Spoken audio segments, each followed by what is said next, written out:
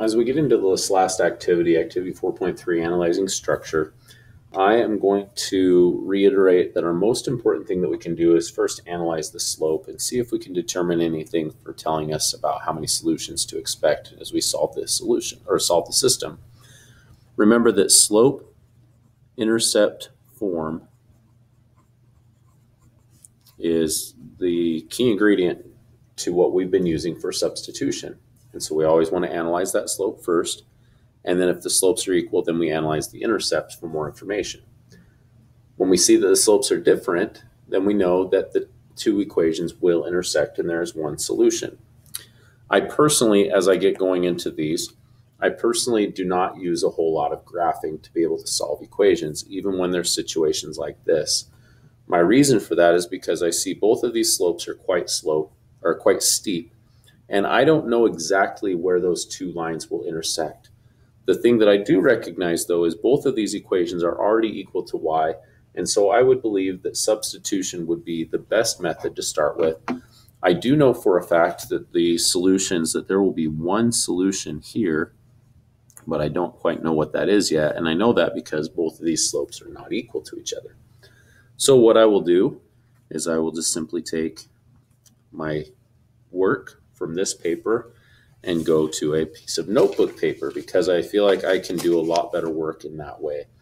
So when I look at this, I look at these pieces and I say, I'm just going to put it over here onto another piece of paper. My system is y equals 5 times x plus 12 and y equals 9 times x minus 4. This is a system, problem number 1. And I would also like to put this as activity 4.3, and the date up here at the top will be 2/26/2021. That way I know when I did it and what it is I'm working with. So let's go ahead and solve. Since both these are equal to y, I have 5 times x plus 12 is equal to 9 times x minus 4. I would use a process of properties of equality to get x by itself. 12 is equal to 4 times x minus 4. Adding the 4 back to the other side for 16 is equal to 4 times x. Divided by 4, I find that x is equal to 4. And now I need to use substitution again to get y. And then my last step will be to challenge both of them to see if I get the same answer. So I'm actually going to put, since both of these are already equal to y, I'm going to go y equals 5 times 4 plus 12. And if y comes out the exact same in this one as in the next one, I will be happy because I know what my solution is. 9 times 4 minus 4. So 5 times 4 is 20. 20 plus 30 plus 12 is 32. And then 9 times 4 is 36. 36 minus 4 is 32. And what that tells me is since both of these are y equals 32 and this is x, I know that I have one solution, and that one solution is my x coordinate 4, my y coordinate 32. And that's what I would put on my paper. So this work could be put right here, but I like to have more space. Problem number 2, I can do it right here on the page. Now, if you want to do it on your other page, no problem. But here's what I noticed the very first thing. I see in both of these equations, this whole expression is exactly equal to each other. So if I'm thinking about this, I know 8x plus 3y equals 8x plus 3y. I can think of this in the exact same way I think about these y's, and I substituted these two expressions in place of those y's. And so what I would really be looking at is this. 8x plus 3y is equal to 30. And 8x plus 3y is also equal to 16. So by that transitive property, we would say that these two numbers are equal. But we know that that is a false statement. And so we would say that this is no solution. Another way to quickly analyze this when we're in the format of ax plus by equals c, or standard form, is when a is equal to a, b is equal to b, and c is not equal to c, then no solution. Kind of just a quick way to think about that.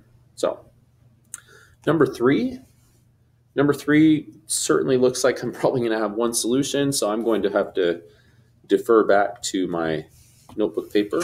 We'll go with number 3 here. And I see 4 times y is equal to 11 minus 3x. 3 times x plus 2 times y is equal to negative 5. Now, the reason that I went straight back to this and said that there's probably one solution is I'm making a prediction. I know that if I have to divide by 4 to get y by itself, that's going to give me negative 3/4 x, which is a negative slope right here. With this one, I understand the process of standard form would be I would subtract this from the 3x to the other side and divide by 2, which would give me negative 3/2, and the slopes are not equal. To make this process a little simpler, I will like to go with 4 times y is equal to 11 minus 3x and just simply solve for y. Giving me y is equal to 11/4 minus 3/4 x. Not the prettiest equation, but at least I know what y is equal to. And now I can substitute back into my other equation, 3 times x plus 2 times y equals negative 5. So now I look at this value and I take this and I plug it in for 3 times x plus 2 times 11/4 minus 3/4 of x is equal to a negative 5. Distribute first to see how it comes out. 3 times x plus 22/4 minus 6/4 of x is equal to negative 5/2. Now, since I don't really appreciate these 4's in the denominators, I'm going to go ahead and multiply everything times 4, that common denominator, to be able to eliminate that 4 on the bottom. So 4 times 3x is 12 times x. 4 times 22/4 would just be 22. 4 times a minus 6/4 is a minus 6 times x is equal to negative 20. And then when I go ahead, I'm going to go ahead and subtract my 22 from here and here. And then I'll combine my 12x and my 6x. So that says 12x, skip over that, minus 6x is 6 times x is equal to a negative 42. Dividing both sides by 6 tells me that x equals 7. Now that I know what x is, I can come back and I can solve for y. And I should do this in both equations. I see that 4 times y is going to be equal to 11 minus 3 times 7. So I'll start with this one. 4 times y is equal to 11 minus 21. And so 11 minus 21 is going to be negative, or is going to be, oh my goodness, I can't think right now. 11 minus 21 is negative 10.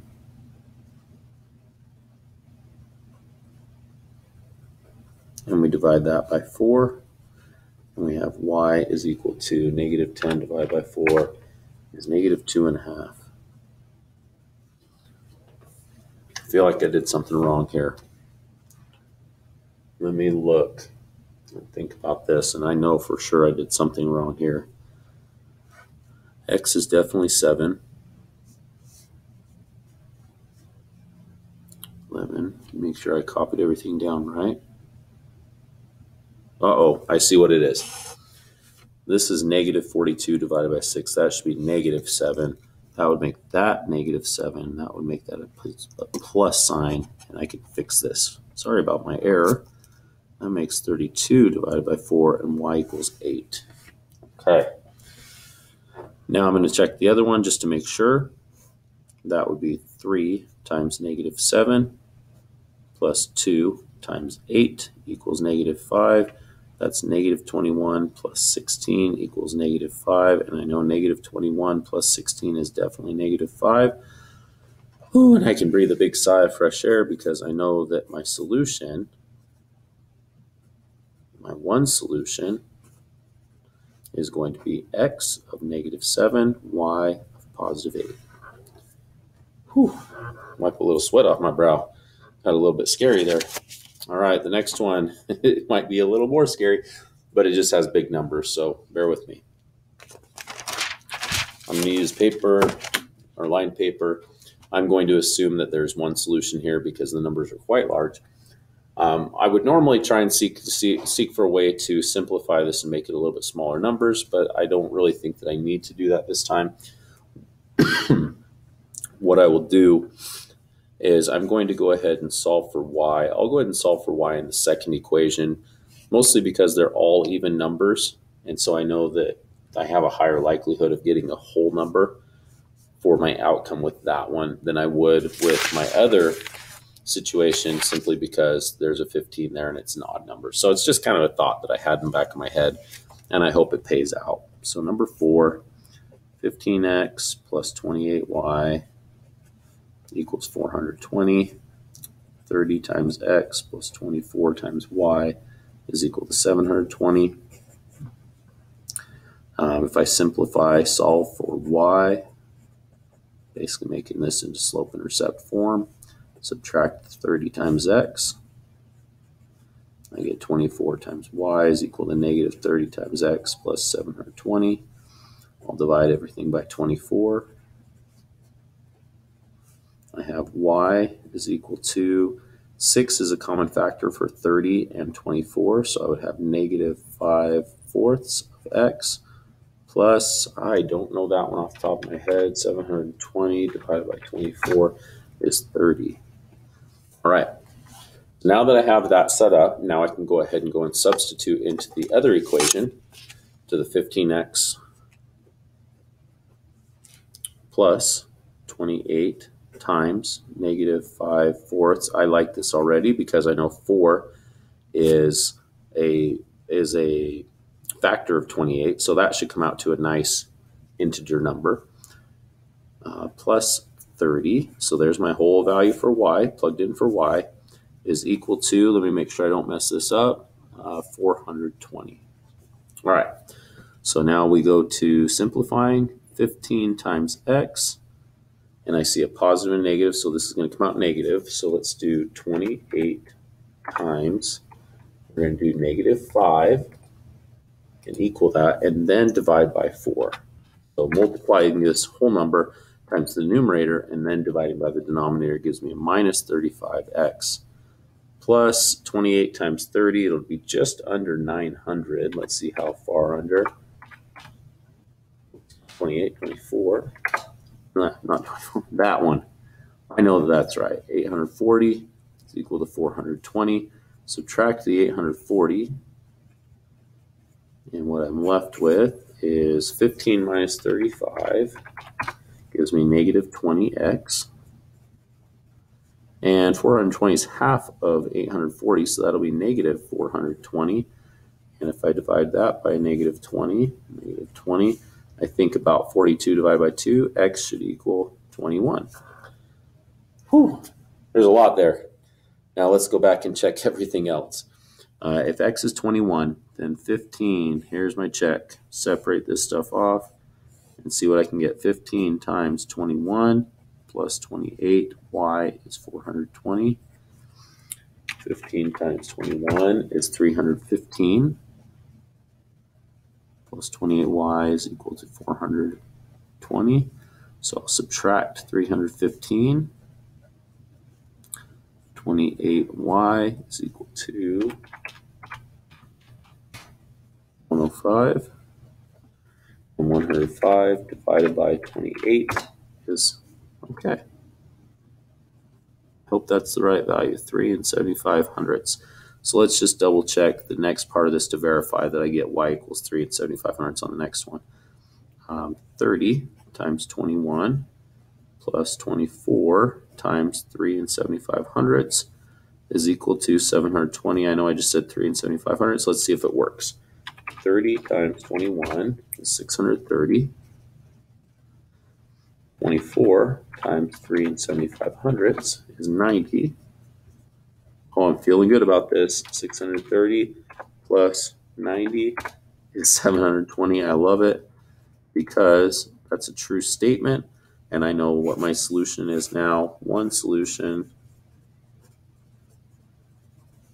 of 21 and 3 75/100.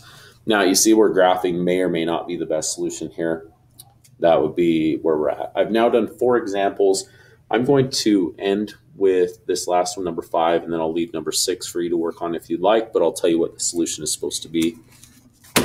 Number 5 gives us 3 times x plus 2 times y equals 6, and then 1 5/10 of x plus y equals 3. I want you to look at this one very carefully because in this case, we have something unique going on. If we look at this first equation and we compare the coefficients of each of the terms, let's put a 1 right there. Maybe it'll make it a little more obvious. 3 is half of 6, 1 is half of 2, and 1 5/10 is half of 3. What that means is that if I take this top equation and divide everything by 2, I get the bottom equation. Or if I take the bottom equation and multiply everything by 2, I get the top equation. So what does that mean? Well, it means proportionally, these 2 equations are exactly the same thing, which means that this one right here multiplied by 2 would turn into 3 times x plus 2 times y equals 6, and compared to the top one, they are exactly the same value. If I took the top one and cut everything in half, I would get 1 5/10 of x, half of 2 is 1 times y, and half of 6 is 3, and then I see that the 2 equations again are exactly the same by those proportional values. And so what I know about this then is I have infinitely many solutions because my 2 lines are the exact same graph and they would show up as the exact same line. The last little bit that I want to talk about here is this talk the talk. And throughout this topic, you've solved systems of linear equations through inspection of equations, graphs, and substitution. How do you decide when each method is most efficient? Well, inspecting equations, we want a graph. We just want to check out the slope. So if they're in slope-intercept form, it makes it really quick and easy to find out, are the slopes the same? If they're not, we have one solution. If they are equal, then we inspect the y-intercepts and we can see truth between them. We also saw really quickly these pieces with systems like this, where we can find out and analyze 2 expressions that look exactly the same, but their outcomes are different, tells me no solution. And then the one that we just looked at, we can look at it pretty quickly and notice likeness based on common factors. So that's the inspection. Graphing really isn't as reliable as we think it would be. Substitution is pretty darn efficient. And so graphing would be probably the last thing that I would look at. I would always start here with inspection, then I would go to substitution. Graphing would be my personal last method. You can create a presentation if you want, but consider these questions when you guide your content for your presentation. If you choose to do this, that's entirely up to you. If not, please remember this main thing right here from the lesson. To most efficiently solve a system of linear equations, look at the equations in the system. The coefficients and the constants in the equation can help you choose the best solution method, meaning look at the equation in slope-intercept form. If possible, compare slopes first, and then if needed, compare y-intercepts. And then from there, we should be good. And when in doubt, you can graph it out, but it might not give you the very best outcome.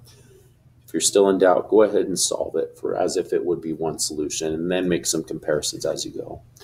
Thanks for hanging in with me in this video series. You're doing great. The last thing that you'll have is some homework, and you can go ahead and work through that piece on the Google Forms. Take care.